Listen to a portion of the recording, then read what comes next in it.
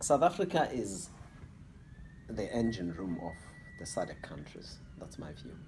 And South Africa is the engine room in Africa. I know that people will compare us to a country like Nigeria or Egypt in terms of GDP growth. But this country, I still believe that we have the potential, we have the opportunity to lead this continent and be the best.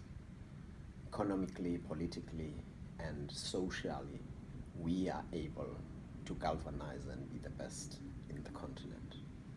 What is important to note is that we've had the recent change of leadership with the new president, President Cyril Ramaphosa. He's had 100 days in office. And I still believe that, one, we can get the governance in this country on the right path. I am optimistic that we will recover economically, but we need to get our state-owned entities improving their performance. And once those state-owned entities improve their performance, then we're going to see the private sector benefiting out of that improvement, because we benefit out of them getting a service out of the private sector. It doesn't mean we depend on them 100%, but reality of the matter, a dysfunctional ESCOM, a dysfunctional Transnet, a dysfunctional SAA, or any other state-owned entity is not good for South Africa and is not good for business. So I am seeing that the new president, President Cyril Ramaphosa, is right on track to make sure that this country turns around, and it will be to the benefit of the country.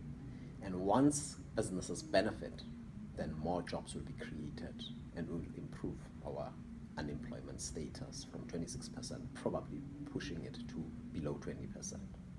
South Africa is in a sweet spot in that this is 2018 and this is 100 years of our late president, Nelson Mandela. He would have been 100 years old, and probably as a president, he would have loved to see this country being ahead of other countries in terms of growth, economic growth, in terms of alleviating unemployment, inequality, and poverty, and ensuring that we take advantage of what we call the fourth industrial revolution.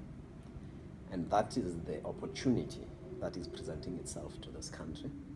If we can get our ethics right in terms of good business ethics, if we can get ourselves doing well in terms of governance from a government point of view, that is the public sector and the private sector, because it's not only where we find fraud happening in the public sector, it does happen in the private sector as well.